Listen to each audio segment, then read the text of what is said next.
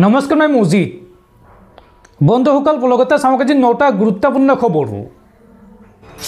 প্ৰথমটো খবৰ পাকিস্তানৰ ওপৰত পুনৰ চলোৱা হ'ব ভয়ংকৰ আক্ৰমণ। সাজু হৈ আছে ভাৰতীয় বায়ুসেনা, স্থলসেনা আৰু নৌসেনা, লগতে সাজু হৈ আছে BSF আৰু CRPF বাহিনী। ভাৰত পাকিস্তানৰ যুদ্ধক লৈ দেশবাসীক সম্বোধন কৰি প্ৰধানমন্ত্ৰী মোদীৰ বৃহৎ ঘোষণা। পাকিস্তানলৈ বন্ধ থাকিব সিন্ধুৰ পানী আৰু সকলো ব্যৱসায় বাণিজ্য। কোনো ক্ষেত্ৰত পাকিস্তানৰ লগত আলোচনা নহয়, একমাত্ৰ পিঅ'কেক লৈহে পাকিস্তানৰ সৈতে হ'ব আলোচনা। ভাৰত পাকিস্তানৰ যুদ্ধক লৈ শেহতীয়াকৈ প্ৰধানমন্ত্ৰী মোদীয়ে কি কৈছে চাওঁ আহক। অপাৰেশ্যন সিন্দুৰক লৈ প্ৰধানমন্ত্ৰী মোদীৰ সংবাদমেলত 10টাকৈ বৃহৎ ঘোষণা কৰিছে প্ৰধানমন্ত্ৰী মোদীয়ে। মোদীয়ে কয় যে অপাৰেশ্যন সিন্দুৰত শক্তি দেখুৱালে ভাৰতীয় সেনাই। 22 এপ্ৰিলত সন্ত্ৰাসবাদীয়ে যি ভয়ংকৰ কাণ্ড কৰিছিল, এই কাণ্ডই জোকাৰি গৈছিল সমগ্ৰ বিশ্ব। ধৰ্মসুধি এই ভয়াৱহ কাণ্ড সংঘটিত কৰিছিল সন্ত্ৰাসবাদীয়ে। এয়া সন্ত্ৰাসবাদৰ ভয়াৱহ ছবি আছিল। দেশৰ সম্প্ৰতি ধ্বংস কৰাৰ চেষ্টা কৰা হৈছিল।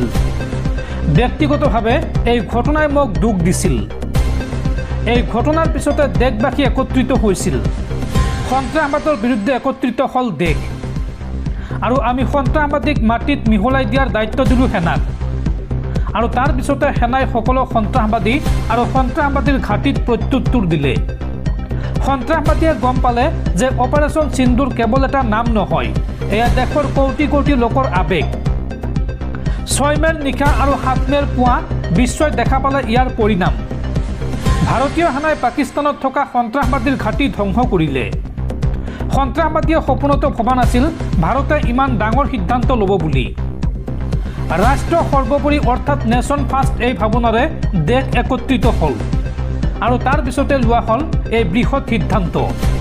ভাৰতৰ মিছাইলে সন্ত্ৰাসবাদীৰ ঘাটিত আক্ৰমণ কৰিছিল। পাকিস্তানী সন্ত্ৰাসবাদীৰ বিশ্বাস চুৰমাৰ হৈ গ'ল। পৃথিৱীৰ বিভিন্ন প্ৰান্তত সংঘটিত সন্ত্ৰাসবাদীবিলাক পাকিস্তানতে পোৱা যায়, অৰ্থাৎ বিশ্বত যিমানবোৰ সন্ত্ৰাসবাদী আক্ৰমণ সংঘটিত হয়, এই সকলোবোৰ সন্ত্ৰাসবাদী পাকিস্তানতে পোৱা যায়। পাকিস্তানৰ পৰা গৈ বিশ্বৰ বিভিন্ন প্ৰান্তত সন্ত্ৰাসবাদী কাৰ্যকলাপ সংঘটিত কৰে। সন্ত্ৰাসবাদীয়ে আমাৰ ভনীসকলৰ সেন্দুৰ মচিছিল, আৰু সেইবাবে আমি সন্ত্ৰাসবাদীৰ ঘাটি উৰুৱাই দিলোঁ। ভাৰতৰ আক্ৰমণত 100তকৈও অধিক পাকিস্তানী সন্ত্ৰাসবাদীৰ মৃত্যু হ'ল। সন্ত্ৰাসবাদীসমূহ পাকিস্তানত মুক্তভাৱে পূৰ্বতে ঘূৰি ফুৰিছিল, কিন্তু ভাৰতৰ এই কাৰ্যত এতিয়া ভয়ভীত হৈ পৰিল পাকিস্তানী সন্ত্ৰাসবাদীসকল, আৰু ইয়াৰ পিছতে পাকিস্তানে দুঃসাহস কৰিলে।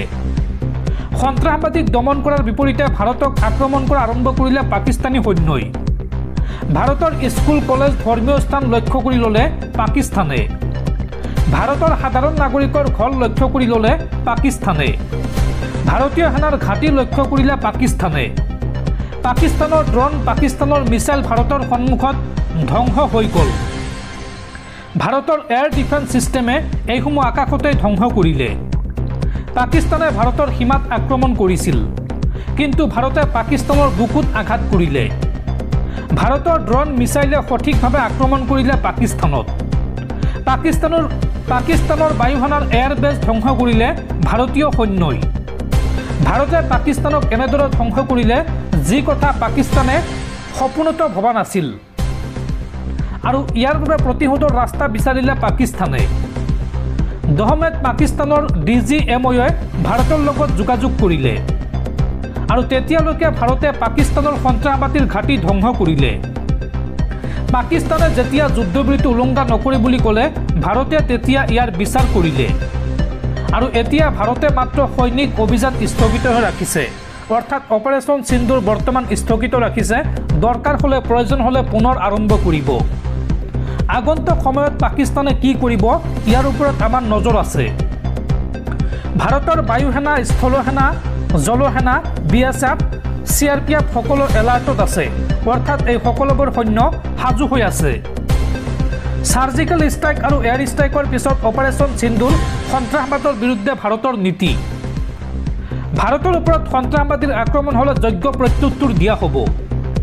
আমি নিজৰ মতে নিজৰ ইচ্ছা অনুসৰি উত্তৰ দিম। সন্ত্ৰাসবাদৰ শিপা ওলোৱা প্ৰতিটো অঞ্চললৈ আমি যাম। কোনো পাৰমাণৱিক ব্লেকমেইল ভাৰতে সহ্য নকৰে। পাৰমাণৱিক ব্লেকমেইল কৰিলে ভাৰতে যোগ্য প্ৰত্যুত্তৰ দিব। সন্ত্ৰাসবাদীক সমৰ্থন দিয়া চৰকাৰ আৰু সন্ত্ৰাসবাদীক পৃথক বুলি আমি গণ্য নকৰোঁ, অৰ্থাৎ সকলো সন্ত্ৰাসবাদী। অপাৰেশ্যন সিন্দুৰত পৃথিৱীয়ে পাকিস্তানৰ লেতেৰা চৰিত্ৰ দেখিলে। মৃত্যু হোৱা সন্ত্ৰাসবাদীক চেলুট জনালে পাকিস্তানী সেনাই। এয়া পাকিস্তানৰ ৰাষ্ট্ৰ সমৰ্থিত সন্ত্ৰাসবাদ। ভাৰতৰ নাগৰিকক সম্পূৰ্ণৰূপে সুৰক্ষিত কৰি ৰখা হ'ব।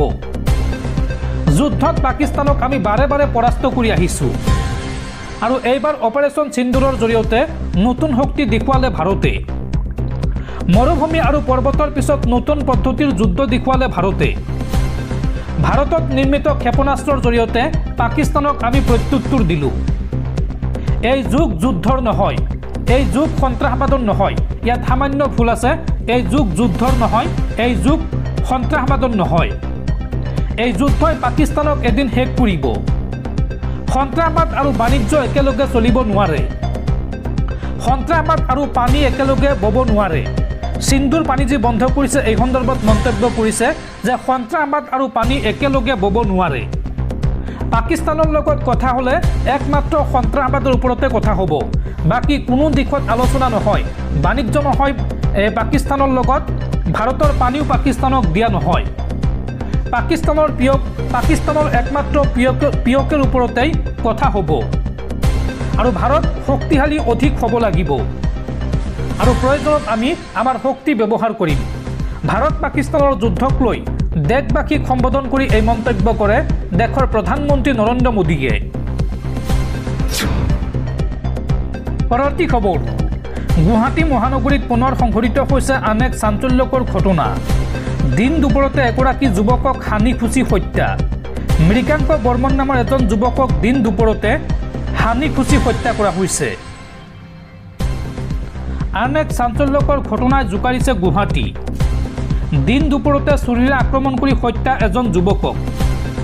গড়চুকৰ এখন হোটেলৰ পাৰ্কিঙত এই চাঞ্চল্যকৰ ঘটনা। দুৰ্বৃত্তৰ আক্ৰমণত গুৰুতৰভাৱে আহত হৈছিল মৃগাংক বৰ্মন নামৰ যুৱকজন আৰু চিকিৎসালয়লৈ নিয়াৰ পথত মৃত্যু হয় নলবাৰীৰ যুৱকজনৰ। এগৰাকী যুৱতীৰ সৈতে গড়চুকৰ এখন হোটেলত আছিল মৃগাংক বৰ্মন আৰু হোটেলৰ পৰা ওলাই আহোঁতে চুৰিৰে আক্ৰমণ কৰে যুৱকজনক দুৰ্বৃত্তই। কোন সেই যুৱতী আৰু কিয় আক্ৰমণৰ বলি হ'বলগীয়া হ'ল মৃগাংক? এই সমগ্ৰ ঘটনা এতিয়াও ৰহস্যৰ আৱৰ্তত। আৰক্ষীৰ তদন্তৰ অন্ততহে পোহৰলৈ আহিব এই ৰহস্য। পৰৱৰ্তী খবৰ, অপাৰেশ্যন সিন্দুৰৰ সফলতাক লৈ বিজেপিয়ে উলিয়াব 10দিনীয়া তিৰংগা যাত্ৰা। 13 মে'ৰ পৰা 23 মে'লৈকে ৰাষ্ট্ৰজুৰি বিজেপিয়ে কৰিব তিৰংগা যাত্ৰা। দৰ্শকসকল আৰু বহুতো গুৰুত্বপূৰ্ণ খবৰ আছে। তাৰ আগতে আপোনাক জনাওঁ যে যদি আপুনি এতিয়ালৈকে এইটো ভিডিঅ'ত লাইক কৰা নাই তেন্তে এতিয়াই ভিডিঅ'টোত লাইক কৰি দিয়ক আৰু এনেকুৱা ধৰণৰ ভিডিঅ'সমূহ নিতৌ চাবলৈ চেনেলটো ছাবস্ক্ৰাইব কৰি কাষত থকা বেল আইকনটো প্ৰেছ কৰি ৰাখক। পৰৱৰ্তী খবৰ, মুখ্যমন্ত্ৰী হিমন্ত বিশ্ব শৰ্মাৰ বৃহৎ ঘোষণা। পুনৰ বিহুৰ অনুষ্ঠান পাতিব পাৰিব বিহু কমিটিসমূহে। লগতে সাংস্কৃতিক অনুষ্ঠানৰ আয়োজন কৰিব পাৰিব। পূৰ্বৰ নিৰ্দেশনা উঠাই ল'লে মুখ্যমন্ত্ৰী হিমন্ত বিশ্ব শৰ্মাই। 15 মে'ৰ ভিতৰত বিহু পাতিব পাৰিব আয়োজক কমিটিয়ে। ৰাজ্যৰ মুখ্যমন্ত্ৰী ডক্টৰ হিমন্ত বিশ্ব শৰ্মাই কৰিছে এই বৃহৎ ঘোষণা। পৰৱৰ্তী খবৰ, ভাৰত পাকিস্তানৰ যুদ্ধবিৰতিৰ পিছতে ভাৰতৰ শ্বেয়াৰ বজাৰত উত্থান। 2000 পইণ্টৰো অধিক বৃদ্ধি চেনচেক্স। ভাৰত পাকিস্তানৰ সংঘাতৰ উত্তেজনা কমি অহাৰ লগে লগে দেশৰ শ্বেয়াৰ বজাৰত উত্থান দেখিবলৈ পোৱা গৈছে। সোমবাৰে বজাৰ মুকলি হোৱাৰ পিছতে শ্বেয়াৰ বজাৰত উত্থান স্পষ্ট হৈ পৰে। পূৰ্বৰ সকলো অভিলেখ ভংগ কৰি 2000 পইণ্টৰো অধিক বৃদ্ধি পাইছে চেনচেক্স আৰু এই উত্থানে বিনিয়োগকাৰীৰ মাজত আনন্দৰ জোৱাৰ তুলিছে। পাকিস্তানৰ সৈতে সংঘাতৰ বাবে ভাৰতৰ শ্বেয়াৰ বজাৰত বৃহৎ প্ৰভাৱ পৰিব বুলি আশংকা কৰা হৈছিল যদিও কোনেও ভবা নাছিল যে বজাৰ উত্থান এনেদৰে দেখিবলৈ পোৱা যাব। সোমবাৰে বজাৰ মুকলি হোৱাৰ কিছু সময়ৰ ভিতৰতে চেনচেক্স 1800 পইণ্টতকৈও অধিক বৃদ্ধি পায় আৰু সময় বাগৰি যোৱাৰ লগে লগে চেনচেক্সৰ উত্থান অধিক তীব্ৰ হয় আৰু চেনচেক্স বৰ্তমান 81,900 পইণ্টৰ আশে পাশে স্থিতি লাভ কৰিছে। পৰৱৰ্তী খবৰ, নাখাই মৰিব পাকিস্তান। ভাৰতৰ বিৰুদ্ধে যুদ্ধ ঘোষণা কৰি বিপদত এতিয়া পাকিস্তান। হুৰাহুৰে বৃদ্ধি পাইছে খাদ্য সামগ্ৰীৰ দাম। যুদ্ধৰ পূৰ্বে ব্যাপক ৰূপত বাঢ়িছিল খাদ্যবস্তুৰ দাম আৰু এতিয়া অধিক বিপদত পৰিছে পাকিস্তানৰ সাধাৰণ জনতা। চাওঁ আহক পাকিস্তানৰ দাম বৃদ্ধিৰ তথ্য। নাখাই মৰিব পাকিস্তান। ভাৰতৰ বিৰুদ্ধে যুদ্ধ ঘোষণা কৰি এতিয়া বিপদত পৰিছে পাকিস্তান। অভাৱনীয় দাম বৃদ্ধিত সাধাৰণ নাগৰিকৰ মাজত হাহাকাৰ অৱস্থা। এটা কণীৰ দাম 25ৰ পৰা 30 টকা পৰ্যন্ত বৃদ্ধি পাইছে। যুদ্ধৰ পূৰ্বে দেশখনত ব্যাপক ৰূপত বাঢ়িছিল খাদ্যবস্তুৰ দাম আৰু যুদ্ধৰ পিছত পাকিস্তানৰ অৰ্থনীতিত ব্যাপক প্ৰভাৱ পৰিছে। ভাৰতৰ 30 পইচাত বৰ্তমান পাকিস্তানৰ 1 টকা হৈছেগৈ। ভাৰতৰ 100 টকা পাকিস্তানৰ 330 টকা সমান। পাকিস্তানত 1 কিলোগ্ৰাম মুৰ্গীৰ দাম হৈছেগৈ 800 টকা আৰু ভাৰতত পোৱা 6ৰ পৰা 7 টকীয়া কণী পাকিস্তানত 25ৰ পৰা 30 টকাত বিক্ৰী হৈছে আৰু এই দাম বৃদ্ধিক লৈ এতিয়া পাকিস্তানৰ জনসাধাৰণৰ মাজত হাহাকাৰ অৱস্থা।